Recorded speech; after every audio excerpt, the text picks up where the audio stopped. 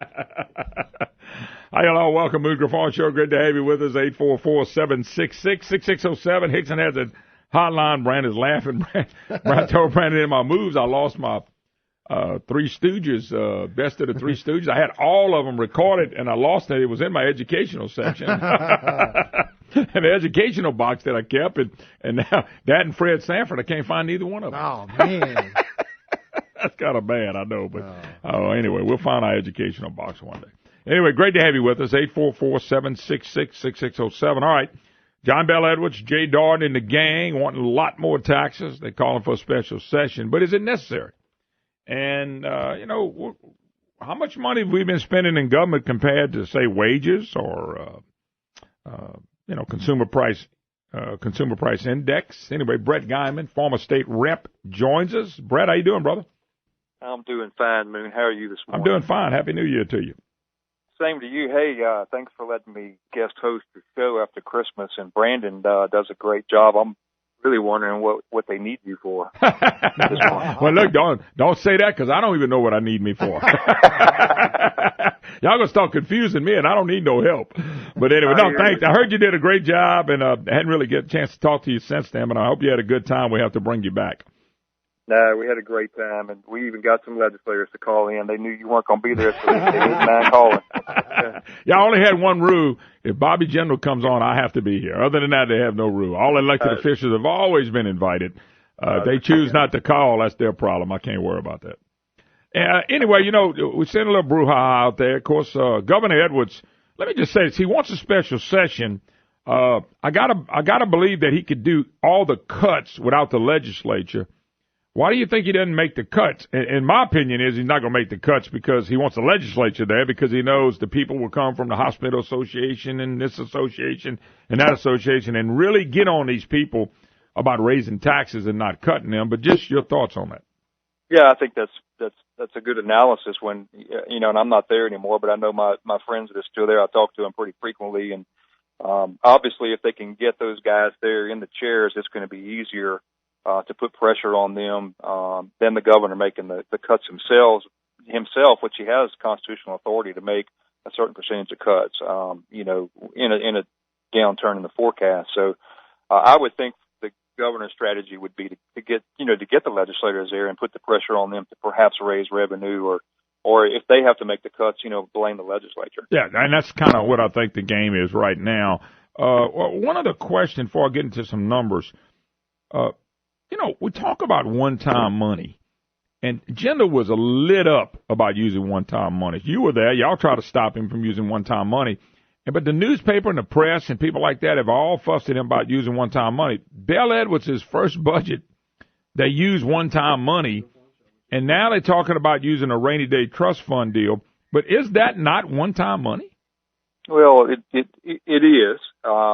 It is non-recurring, and there are arguments. I read some of the quotes in the paper, it's some argument it is recurring dollars and whatever, but rainy day money is essentially a savings account that is set aside for certain triggers in the economy that can where you can go and tap that money and use it. So it is one-time money in my opinion. Well, I know Jindal went and rated a bunch of different funds.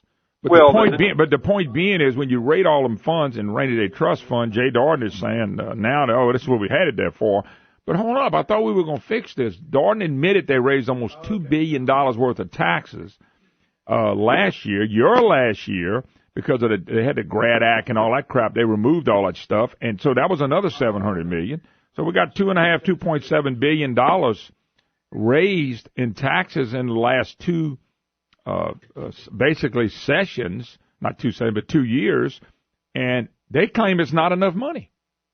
Yeah, and I think that's what these numbers that Representative Lance Harris was quoted in the paper yesterday are going to show that perhaps that's not the case. But back to the rainy day fund, keep in mind that is constitutionally allowed, the use of one-time money under certain circumstances. What Jindal was doing in addition to that was using one-time money that was not allowed. Sure. And that was our big argument, was you're actually in violation of the Constitution by using one-time dollars on recurring expenses, using your credit card to pay your mortgage, as he said when he campaigned, as an analysis, to that. So a little bit different, but again, at the end of the day, still the same problem. We have to rely on one-time money or games and gimmicks to get by year after year after year. We have mid-year cuts every single year except one, I think, in the last 8 or 9 years, and something is broken, and there's no question about that.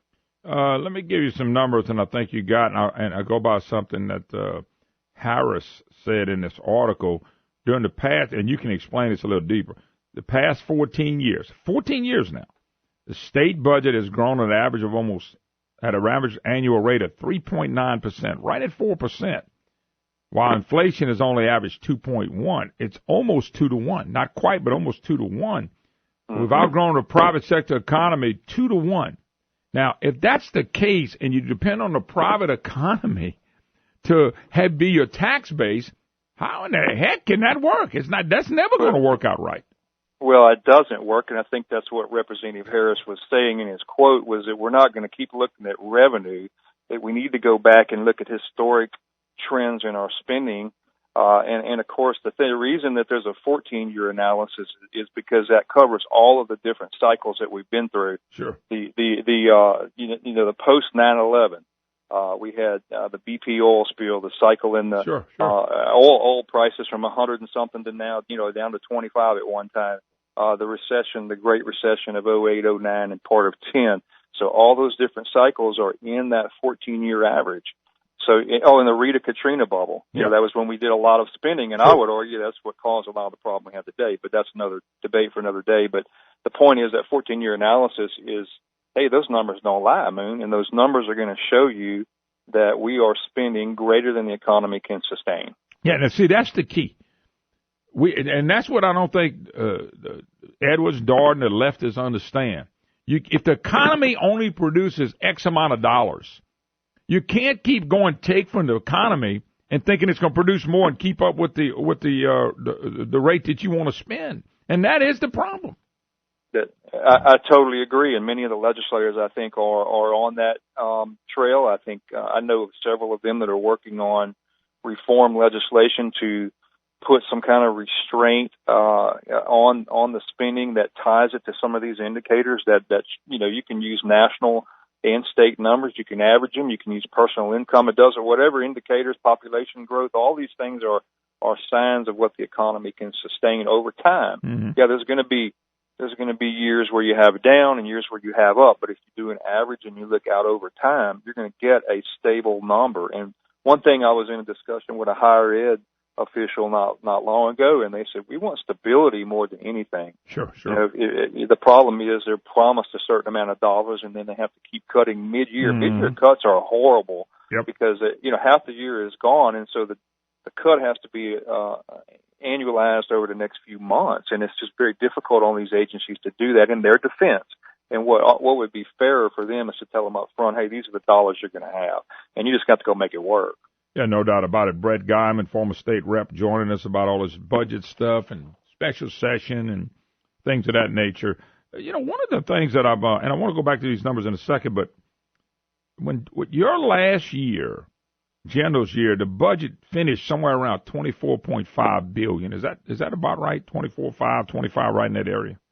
Yeah, $1 billion here, $1 billion there. Yeah, somewhere around in there. Well, the only reason I'm asking that is. Yeah, I think it was actually. Yeah. Well, let's see. That was 14, 15. Yeah, somewhere around 20. Yes, that's probably about right. 25. You said. What 24.5, 24.5, 25 billion, somewhere in that range. That sounds about right, Moon. I don't remember. Okay, but here's what I want you to help me with.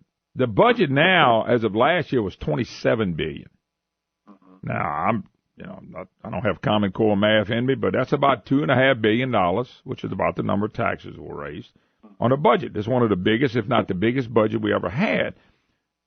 Governor Edwards the other day, our one-term governor, was on his program telling people he cut the budget $800 million since he's been in office. Now, I'm not that bright. I admit it. You know that because you've been working with me.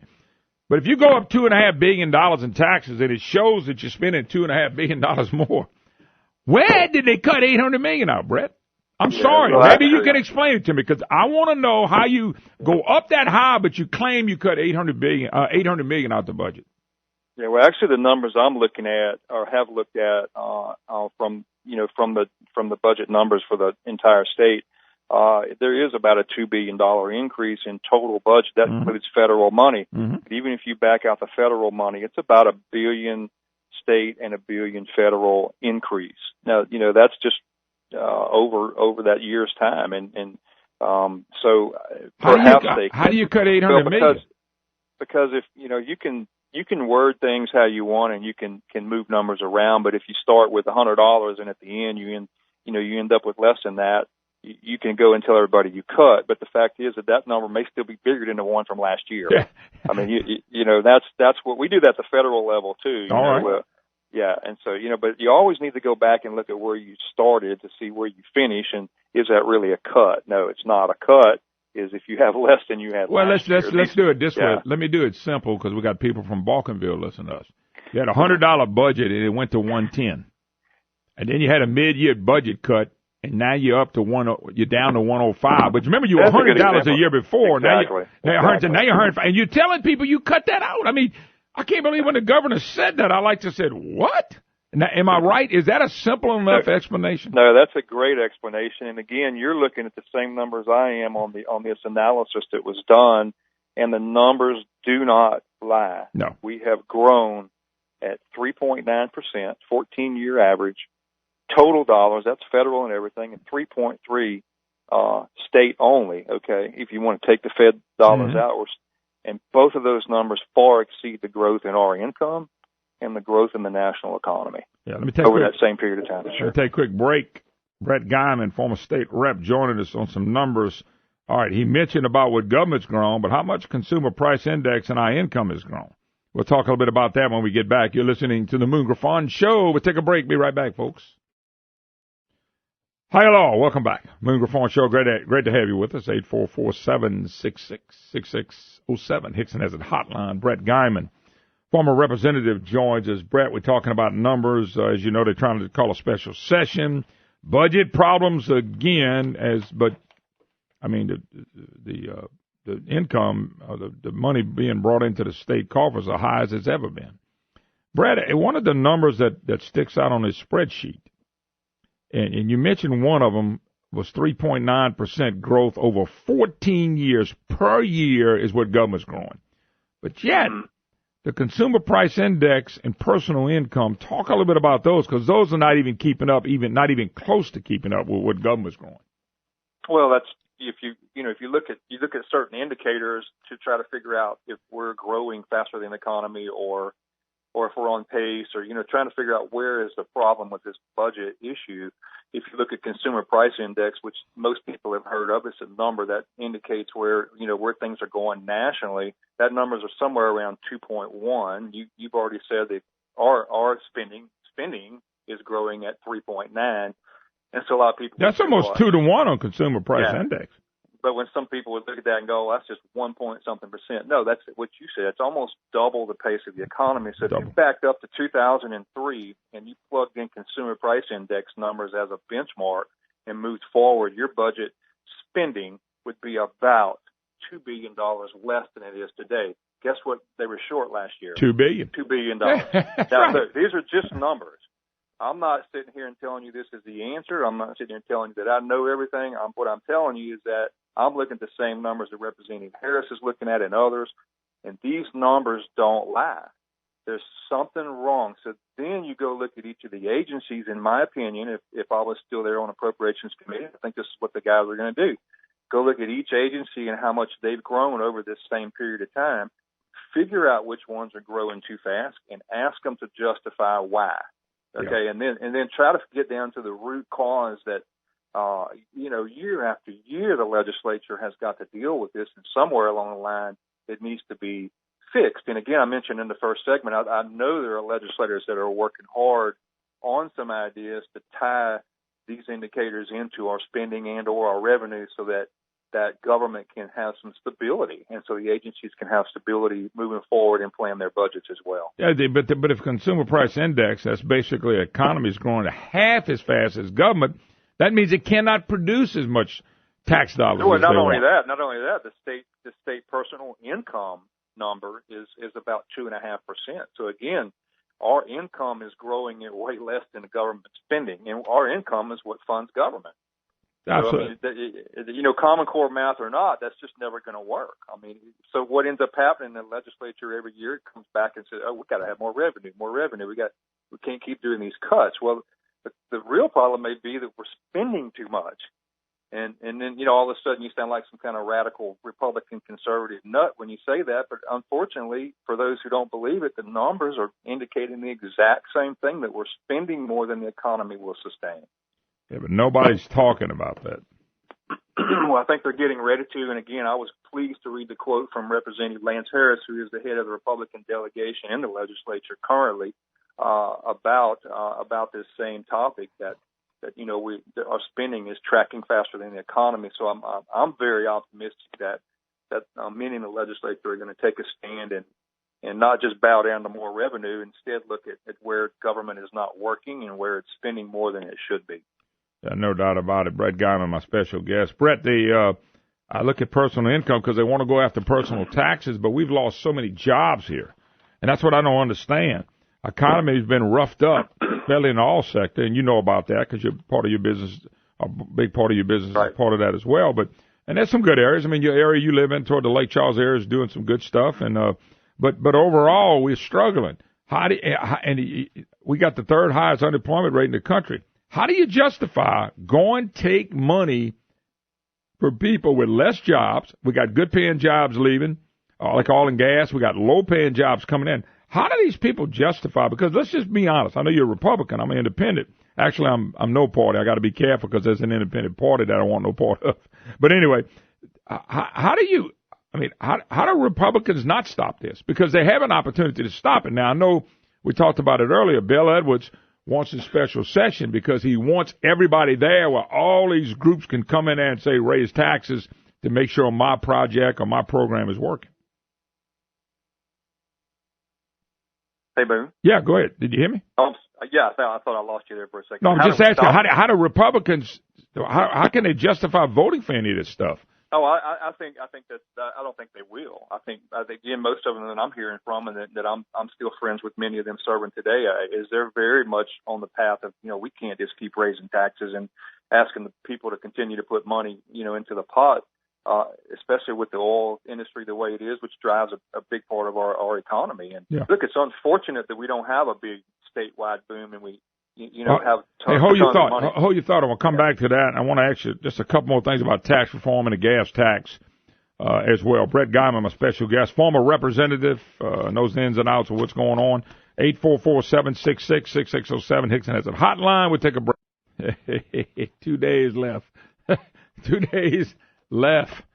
Woo, an hour and a half. What is that? 2 days, hour and a half left. We'll have a new president sworn in. Thank you, Lord.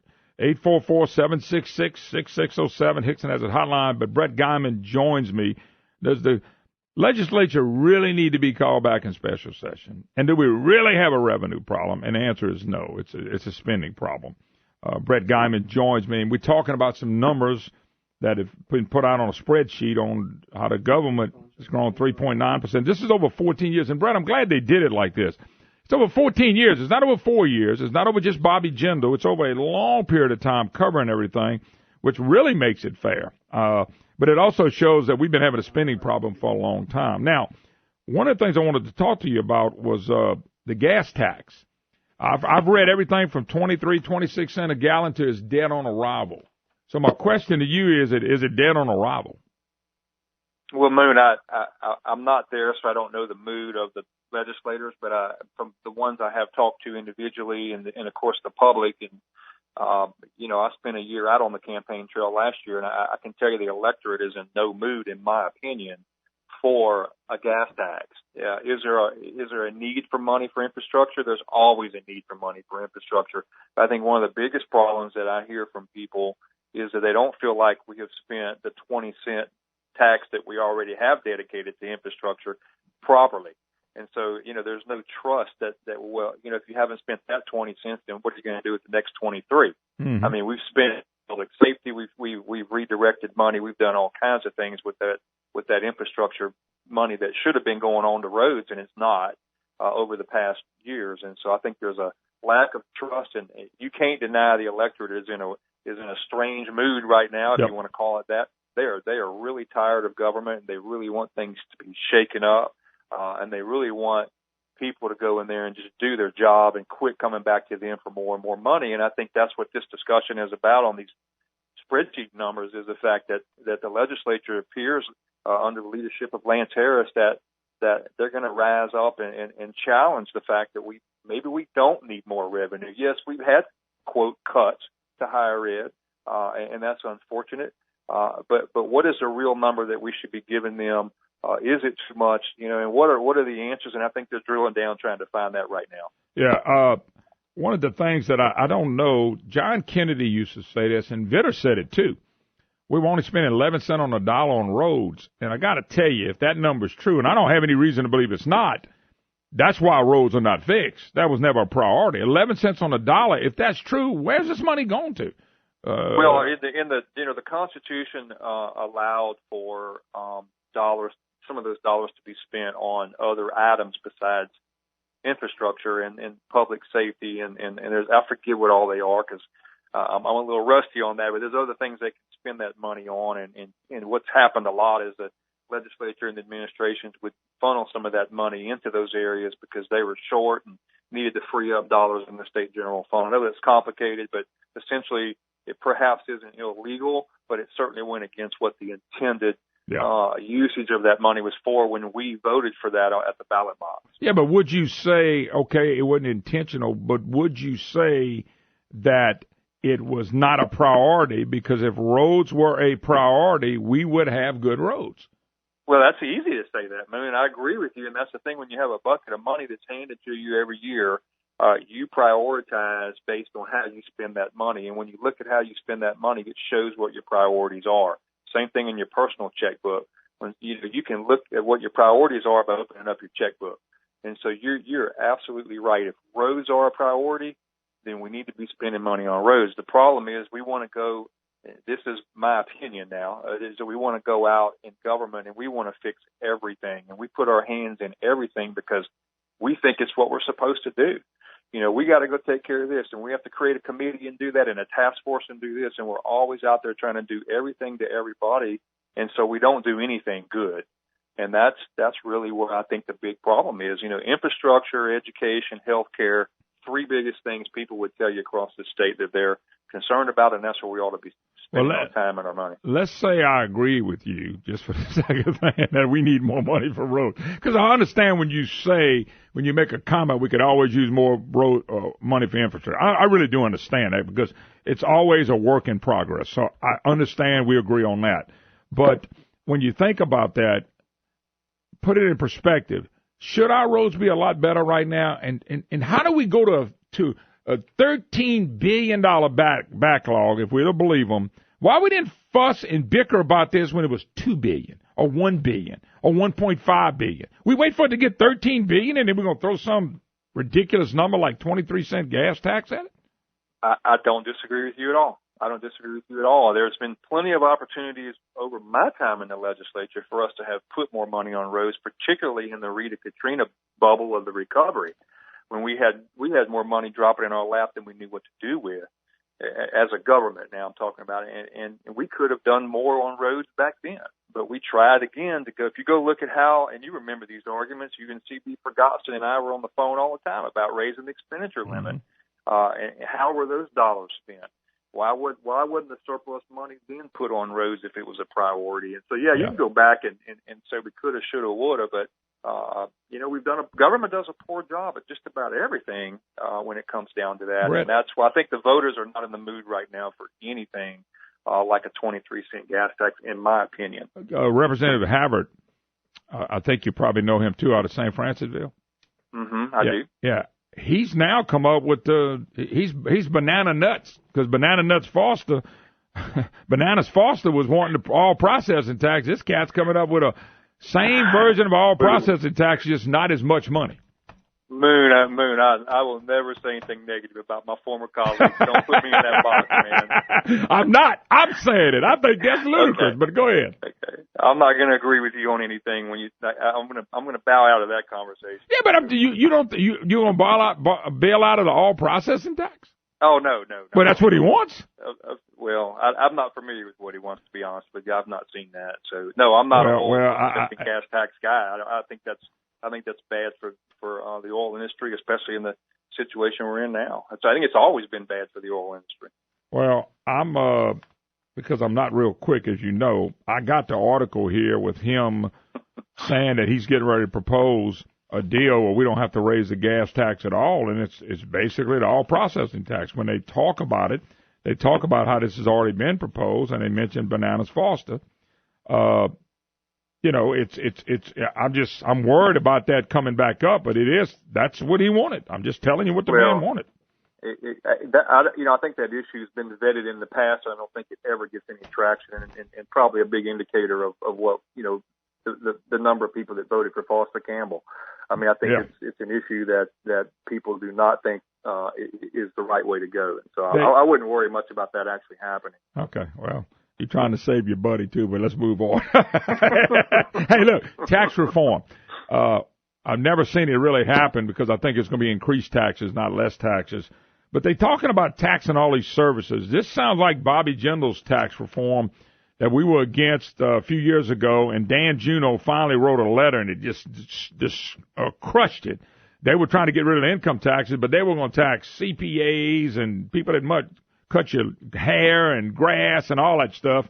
And yet that's kind of what they're trying to do again. They're trying to saying they lower the rates, but they're actually trying to tax more items and services. I mean, do you think that goes anywhere?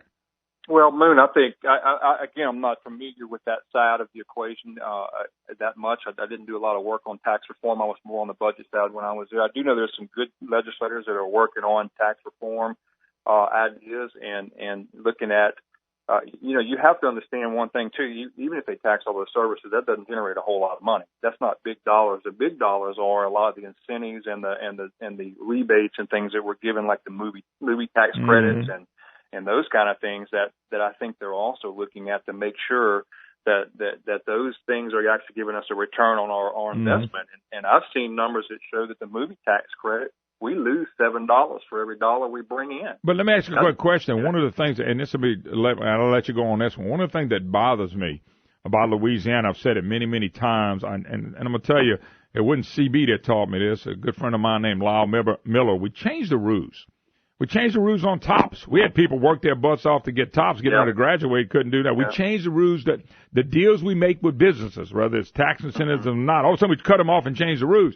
What bothers me is if we keep changing the rules on businesses, that people are not going to want to stay here, and people are not going to want to come here because you said it earlier during the program. People like to know what's the rules that I'm playing by. But in Louisiana, you tell me if I'm wrong. We change the rules all the time after they've been set, and that bothers me. And I don't want that to be tax reform.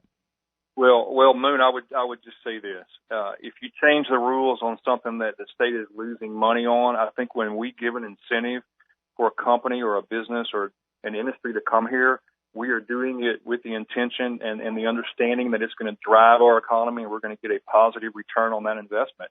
If we're not getting that, if we're losing money, it's not a good deal for the taxpayer. But here's the problem with what you said. The legislature is giving it. The legislature, when they cut the deal or make the deal or put everything, they're the ones that said this is going to be good for us. And 3 and 5 years later, this is not good for us. I understand that, and it perhaps should have never been done. That's my point. I agree with that. One of Trump's big rise, the reason I think he rose so high in the vote with the regular folks out there is he's tired of the corporate cronyism, if you want to call it. And I'm not saying that all those incentives are, but some of them very well could be. Sure, and again, it goes back to the same argument I said about the agencies ought to come before the committee and justify why they're growing faster than the economy. Bring these guys before the tax committee and let them justify that incentive. Show us that you're helping the state's economy by us basically giving up tax dollars that would have normally come into the state general fund. Yeah. Well, and I understand that, and I think that's a pretty good analogy on it. All righty, look, sir, I'm gonna let you go. By the way, Thank you. I just got another number. We're the big tax hikes. We're in the top 5. State taxes are rising across the USA. We're in the top 5 with that, by the way. Well, we finally made it to the top. Once again, the top of the one we don't need to be the top of. Anyway, thank you, brother. Thanks for having me. Appreciate it. All right, later. All right, take a break. You're listening to the Moon Griffon Show. I just, I don't want to say I made your You're morning, the messenger, but huh? I'm the messenger, yeah. Oh, my God. We'll get to that later. 844-766-6607. I thought you knew that, though. Hickson has a hotline. I know it now. I'm not up to date on the latest change from man to woman or woman to man. I'm just not up to date on that kind of stuff. It's not something I watch. Louisiana, they named the top 5 states with increased taxes. Louisiana's 5th. 5th. Just letting you know that, folks. 5th. And they're saying what's changing in 2017. So here we go. Here we go. States where taxes will go up.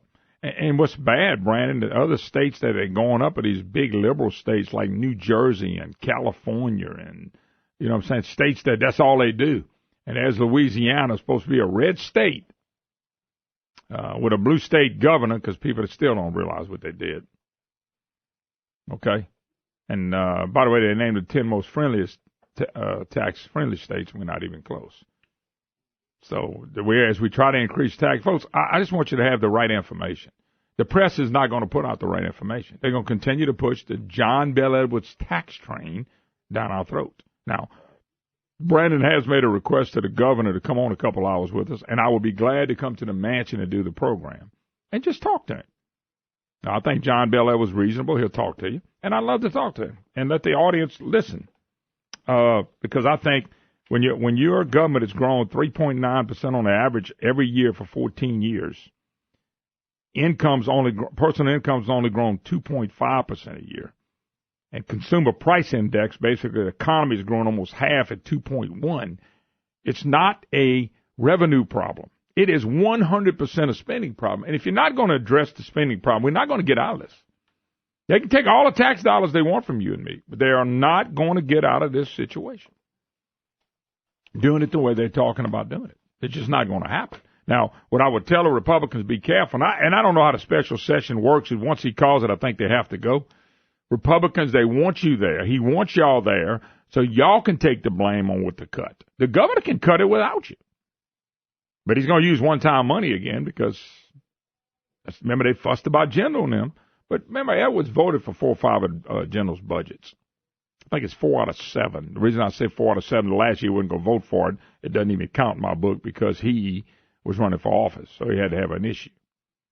So that's what's happening, and I'm just letting you know this is kind of crazy. I'm glad to see it seems the House members are going to try to reject the rainy day fund. Once they get in the legislature, all bets are off. Also, did y'all see where an anti-Trump protester set himself on fire?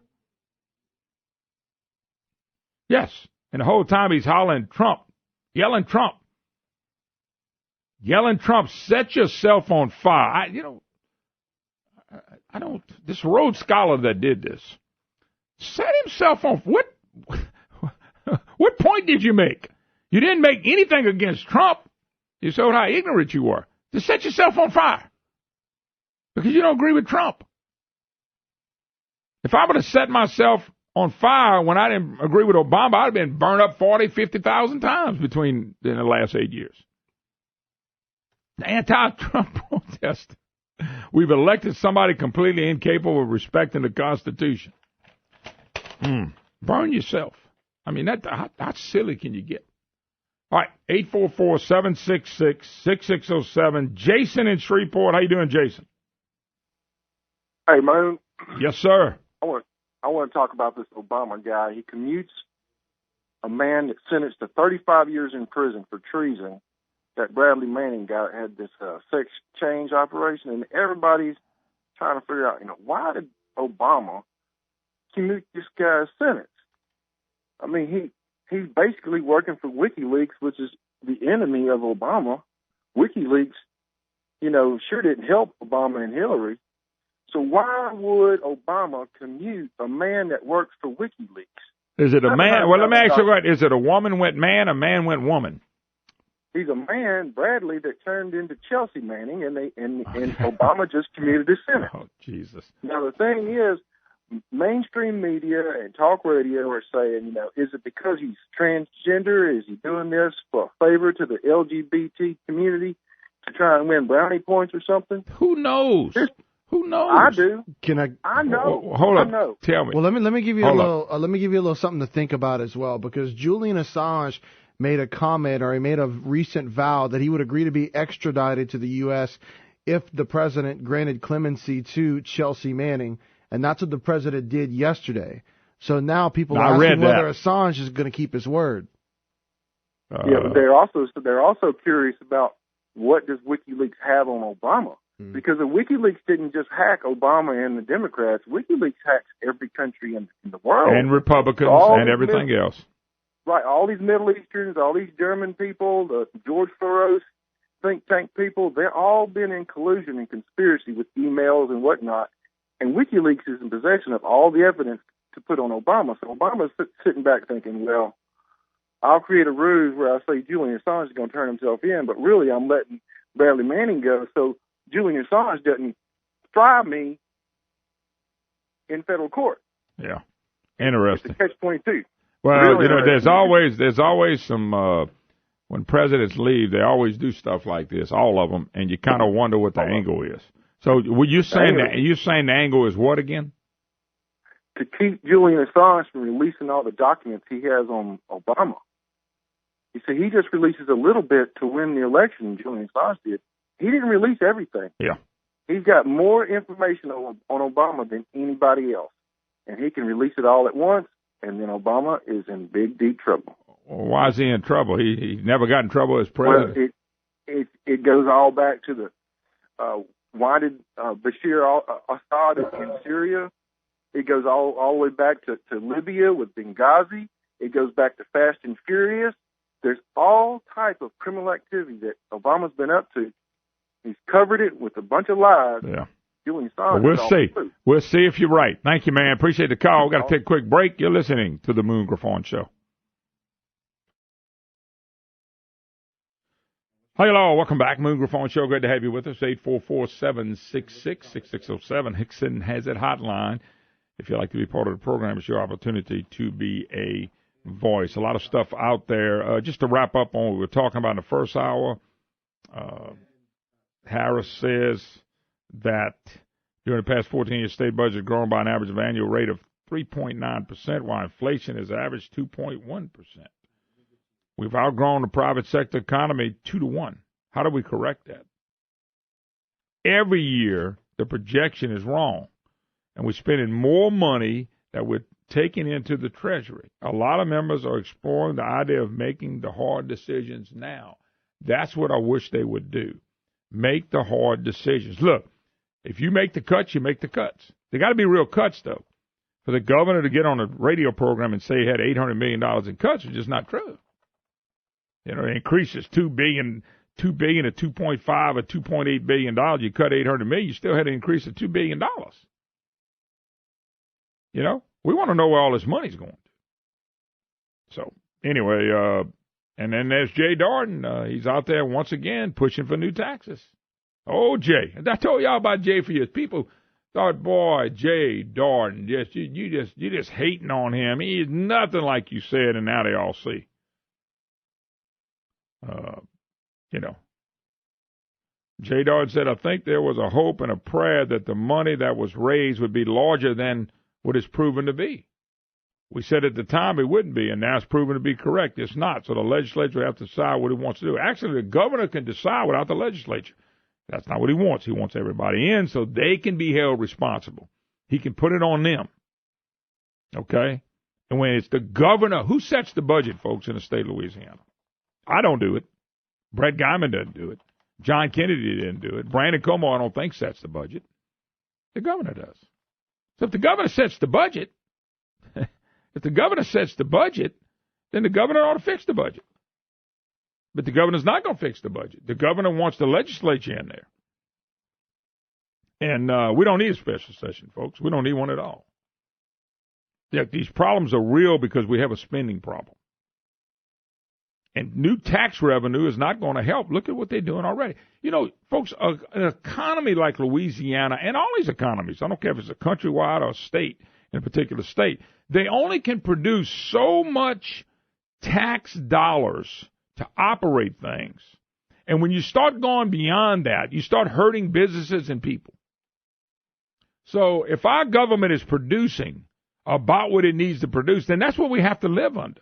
You know, you take the average person out there working for an hourly wage or salary, and you work for X amount of dollars. You know, and so your salary is $50,000 this year. After taxes and everything, you probably keep about 35 or 38, somewhere in that range. I might be high. Let's say you keep 35,000. That's what you have to live off of. That's what you make. So in your house, everything has to be determined at about $3,000 a month if you're living by yourself. Take home pay. So you live within the $3,000. Well, in government, it should be the same way. If we're only producing $25 billion in tax revenue, you can't spend 27. And then you go back to the guy that's making 50, who's bringing $3,000 a month home. You're telling him you need to live on $2,700 now because we need the money. And it hurts that person, and it hurts the businesses. This is so simple, it's laughable. But in the state of Louisiana, what do? Same old, same old, same old. And that's what we're doing now. So it doesn't make any sense. By the way, if you're an anti-Trump protest and you set yourself on fire, how did that hurt Trump? Brandon, how did that hurt you and me?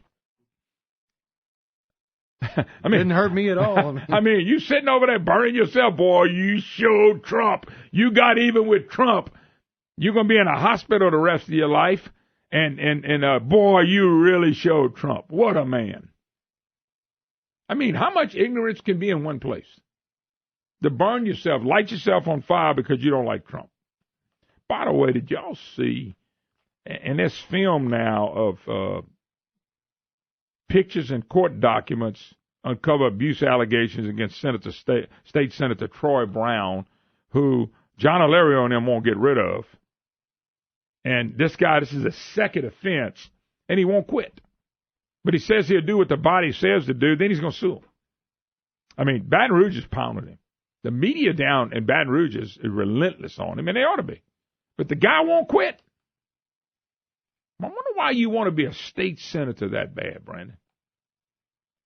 I mean, to be a state senator that bad, that even after abusing your wife several times, and the press is playing it out over and over and over again, and you don't want to quit. I don't understand that. You know, in football, they kicked, what was it, Rice? Yeah, was the guy that running back? Ray Rice. But man, I had a film of him decking his wife. He's gone. He's never going back in the NFL. But this guy Brown is getting ripped the same way, and Brown's still trying to stay a state senator. I wonder why. He must have some connections that make him a lot of money being a state senator. That's all I can tell you. I can promise you it's money because he's not doing the right thing. But don't look for John. By the way, John Alario is visiting with the Pope with John Bell Edwards now. So they're going to visit with the Pope. I don't know if they're going to pray over taxes or not. I have no idea. I'm not there. But it's a nice little trip. For Alario, who I'm sure is not paying for it. If he's paying for his, I want to see the receipt. I really do. All right, 844-766-6607. Cornelius, what's going on? Well, Moon, that's like I was telling your friend and ours, Big Brad, Brandon, Como, the Showmo. You know, Moon, I'm about tired of this. I've been trying to get a pardon, for 3 years, and I'm willing to admit to what I did and what I said. And they're going to let this she and the it get out and all like that. It's ridiculous, Moon. Yeah, but that's high-profile stuff, Cornelius. High-profile. High-profile stuff. And that's a shame, but that's what it is. Yeah, I've been watching Glenn Beck, and they're getting ready to release some kind of terrorist out now. So it's unbelievable. Well, maybe you should have became a terrorist, and you'd get a free. Maybe that's the problem. You should have been a terrorist. Moon. They said I threatened to kill the president, so I might as well been a terrorist. Well, then they ought to pardon you. Then if they say you did that, they ought to pardon you. Gee whiz. Yeah. All right, Big Moon. All right, Thanks. Man. All right. I mean, gee whiz. Unbelievable. All right, let's move on. PW in Bossier City. PW, how you doing? I'm doing fine, Moon. How are you doing today? Doing fine, sir. Well, it's nice and rainy. Nice day to talk to you. Yes, sir. Two things. Number one, the guy that burned himself in front of Trump Tower just gave him $1 million worth of advertising. I guess they did. But, boy, to tell you what, that's a hard way to get some advertisement. The second one is you can still call Manning Bradley Manning because if you notice that the president made his release about 45 to 2 months down the road. You want to know why? Why? Because you and I, he has not completed his transition yet, so he's still a man. But we're going to pay for the taxpayers are going to pay for his transformation.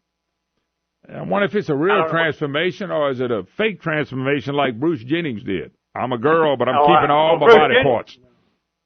Bruce Jennings has not had his done yet.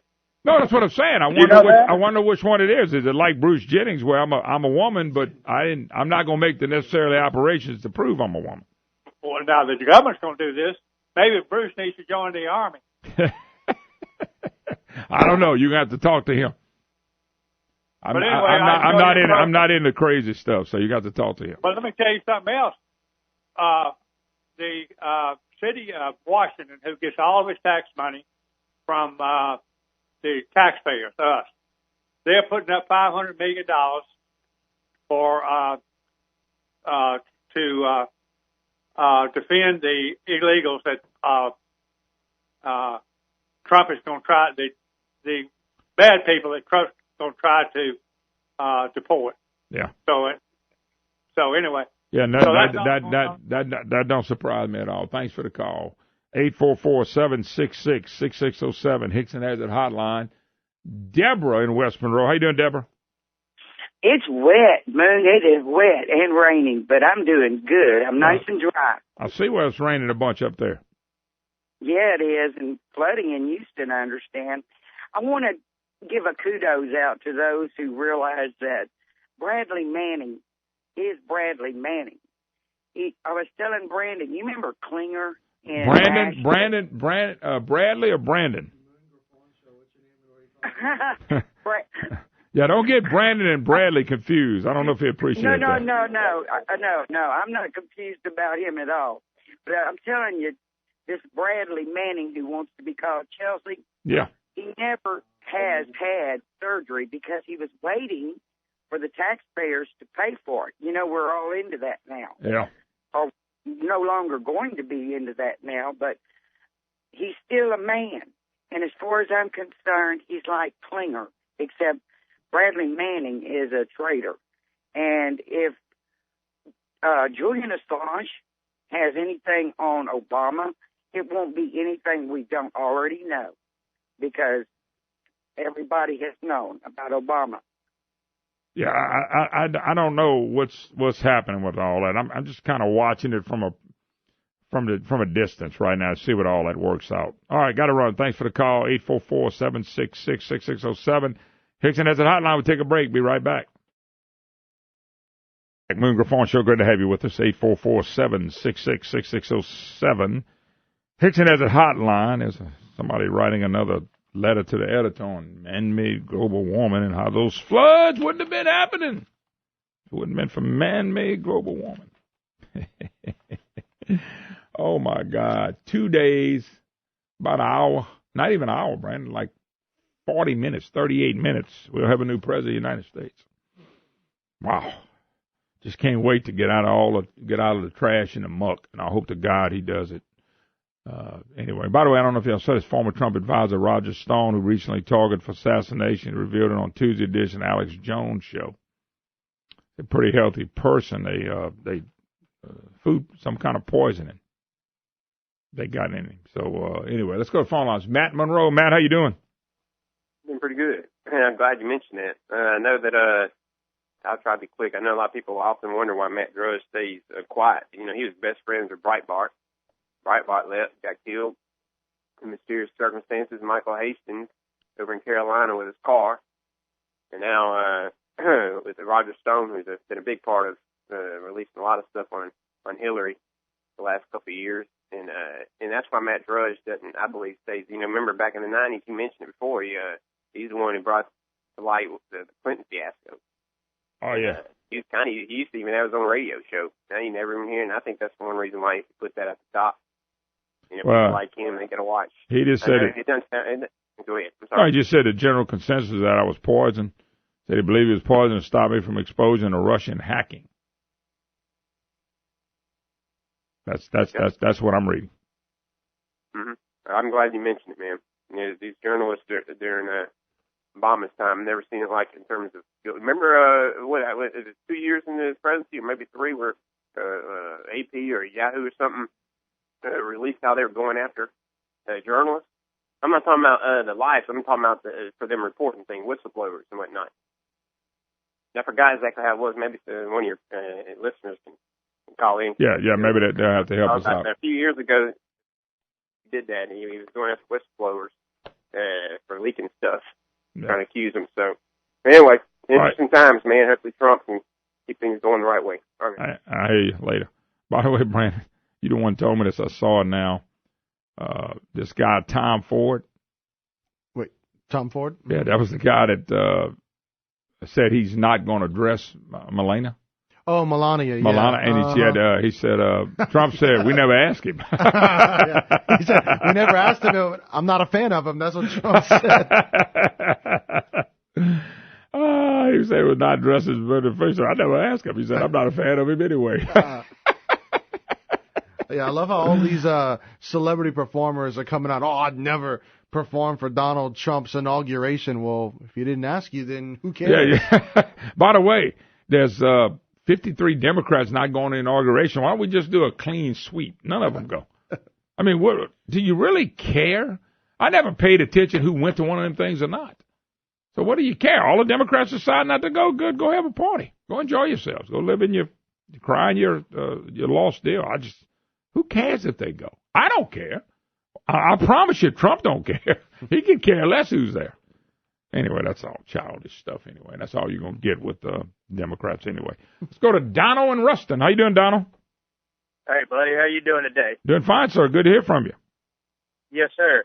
Look, I've been listening to your show the last couple of mornings. Y'all been talking about, the state's financial situation. Yeah. And, and the governor always wants to talk about education. We got to cut the tops. We don't have enough, money there.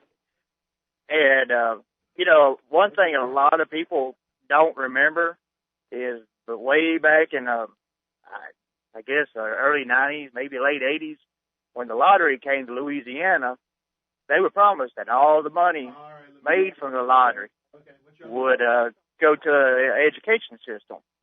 And the money's gone. Where did it go? Well, first of all, they did actually come back and put the lottery money in education, but they took money out of education and removed it, the same amount of money they put in. So officially they can say they've done that. Look, we've been promised all this stuff for so long, and none of it's come true. That's just a fact. And them getting more money is not going to make the state better. It's just not. It's not going to happen. And I've watched it for a long time. It's just not happening. No, it's not going to happen. I mean, until politicians and government in general start thinking about how you would of a common person, you don't go and get more credit cards to get yourself out of debt. Yeah. You start cutting your expenses. You cut your cell phone bill. If you have to. I mean, you cut things that you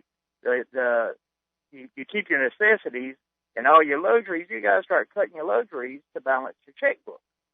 It's simple economics that I know they don't teach that with Common Core nowadays, but back in the day we used to have economics in high school. Yep.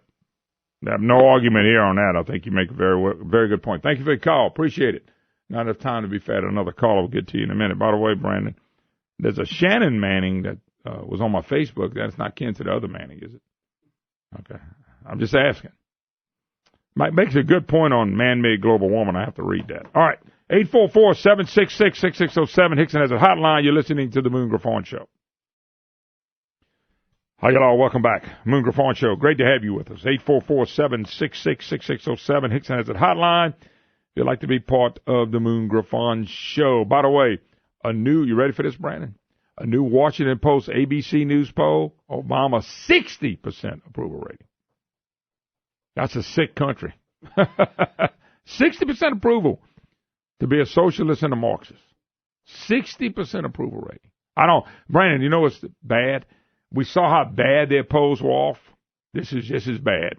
But they can keep stuffing that out there for people to see. That poll is as bad as the one that said Trump's at 40%. You know, it just goes on. These people lie and cheat and slant, and then we're supposed to believe that crap. I mean, it's just there's no way to believe that. So, by the way, Donald Trump probably keeps tweeting. You see what he did with what he may do with the press corps. He's not going to. He decided not to go to a bigger room. He decided that he's going to tell you if you can come in or not. He can say, Brandon, no, I don't like your question, and I'll moon you in, or vice versa. I just think it's almost hilarious, man. I just love what he's doing to him, and they are freaking out. They're doing the freaky deaky. By the way, that was a song with Leon Spinks you listened to when he beat Muhammad Ali. The freaky deaky. I know you don't believe that, but that's true. I don't know what a freaky deaky is, but I think it's a song. Anyway, 844-766-6607. Hickson has a hotline if you'd like to be part of the program. Let's go to Jim in Shreveport. Jim, thanks for holding. How you doing, sir? I'm good, Moon. How you doing today? Jim, looking good, brother. It's hump day already. I hear you. Hey, 2 points, okay? You've heard they've got about, a little over 1,000 women that's going to go up there and do that march. Okay. Have you heard that? Well, I knew there was a march, but they got about a little over 1,000 that's going to leave New Orleans to go up there. But you know what you haven't heard? Yeah. Only 3 of them have to take off work to go. Oh, man. That's cold-blooded, man. Yeah, I know. Hey, well, you know what? I mean, okay, here's the second point. The 53 Democrats that's not going to the inauguration. Now they're really taking that high road, ain't they? Yeah, I hear you. I mean, I'm just giving it back to them like they give it to me. You know, I don't mind them lying to me. What really pisses me off is that they think I'm stupid enough to believe them. Yeah. Well, it is what it is. I mean, you can believe what you want to. I know believing the press in anything, especially when it comes to polls, when we see a poll like Obama's at 60 and Trump's at 40, just laugh. Just fall out laughing. Well, yeah. Just fall out laughing because you know they're going to use polls for whatever they want to use them for. Exactly. You know, yeah, they pick who they're going to call so they can get the numbers they want, so that the numbers don't lie. They don't think they lie, but they're not. They're picking who they call. Yeah, no doubt about it. Yeah. All right, man. Appreciate the call. Anyway, by the way, President Obama's net worth $12.2 million. He's earned $400,000 a year throughout his entire 8-year term. By the way, Donald Trump's not taking any money. President also receives, you realize this? The president receives a $50,000 annual expense account, a $100,000 non-taxable travel account, $19,000 entertainment budget. Income taxes, him and Michelle reportedly made $436,000 in 2015. They paid $81,000 in taxes according to their 18.7% tax rate. They're paying a lot less than I pay. They also donated $64,000 to 30 charities.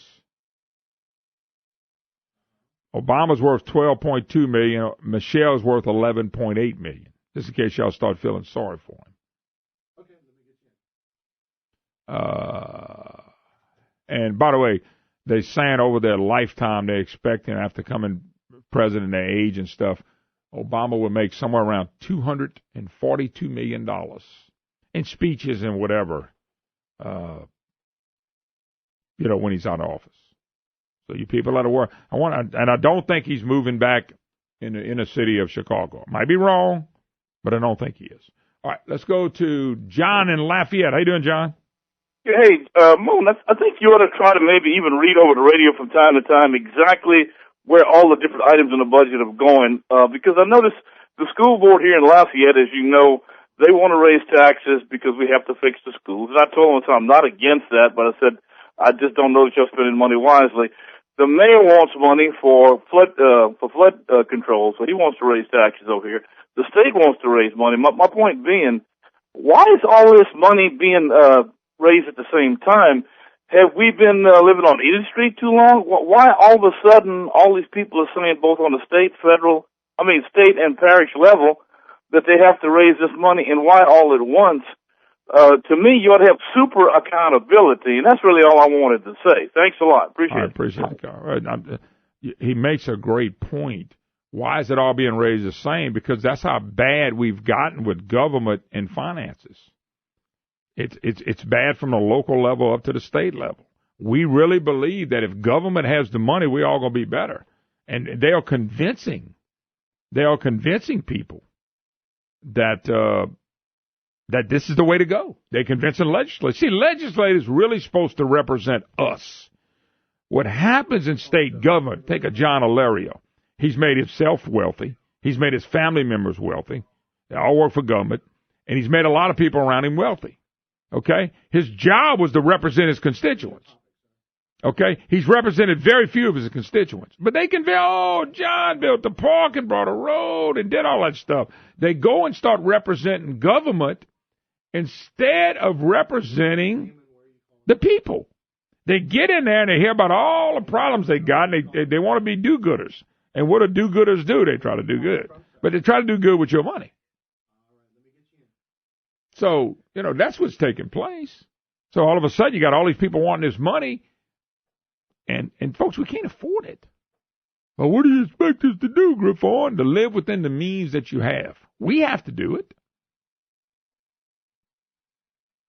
So anyway, it's amazing to watch. All right.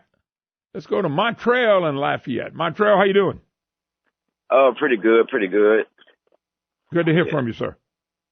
All right. Yeah, I'm just calling like I'm in between, both sides. I listen to both sure. Democratic issues and Republican issues. And I was just kind of calling to clarify a few things, like basically with a lot of things you're saying about Obama is true, but we also have to acknowledge the things going on with Trump. Put like this, he says he's still gonna do domestic deals. A third of, all of his party has a third more income than, has more income than a third of Americans. So you got to ask yourself, like, would all those people be that patriotic to take a tax cut? Mm-hmm. Not a tax cut, a pay cut. Pay cut. A lot of them are making like, say, $200,000 a year. A lot of them were previously involved, with lobbying and things like that. Are you talking about just, make sure I'm on the same page, Montreal, you talking about like elected officials in general, Republican, Democrats making a lot of money?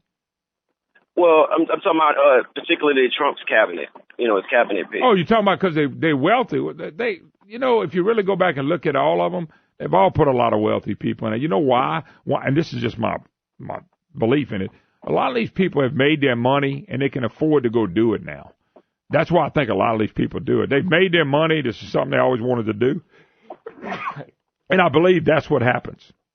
I think they're just, I look at like the wildlife and fishery in Louisiana. If you go look at the wildlife and fishery in Louisiana, everybody that's ever got that position, ahead of that position, normally are wealthy people. They put wealthy people and people that can afford to stop doing what they're doing and go do that. So I think that's part of it. But like, what are you saying? You think they ought to give their salaries back that we pay maybe? Well, no, the thing is, because like I said, I listen to both sides. Sure. It's politics on both sides. I definitely admit that. Absolutely. But I think, there needs to be a little bit more clarity on things that's going on this end, because I wouldn't think that many people would be patriotic to take, and definitely saying he's still engaging in domestic trade and things of that nature. It leaves a lot of opportunity for things like, when he did his press conference, he got his lawyer to speak on that topic. Now, if you read between the lines a little bit, you can see it leaves a lot of open doors. So I know it's a lot of verbiage saying like, well, I'm not going to take this amount of money from this and I'm not going to take that. But it still leaves a lot of open doors to, make money. I can't argue. I can't argue with you on that. I know what you're saying now. I get what you're saying. It's no doubt that, look, and when you're dealing with politics, you're dealing with money. And so, you probably make a great point. But I think it happens throughout the whole process, no matter who the president is. and who they put in there. So we'll see what happens on that. I can't argue with you on that, though. Anyway, thanks for the call. We got to take a break. David in North Louisiana, you're up next. You're listening to the Moon Griffon Show. Don't go anywhere, folks. A lot more to rock and roll.